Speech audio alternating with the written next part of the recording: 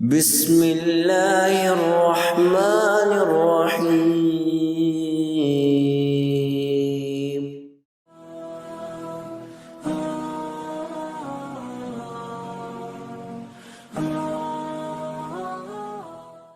سورہ ابراہیم کی آیت نمبر 24 میں اللہ رب العزت نے کھجور کے درخت کی 4 فضیلتوں کا ذکر فرمایا ہے۔ ارشاد باری تعالی ہے کَشَجَرَةٍ طَيِّبَةٍ أَصْلُهَا ثَابِتٌ وَفَرْعُهَا فِي السَّمَاءِ تُؤْتِي أُكُلَهَا كُلَّ حِينٍ۔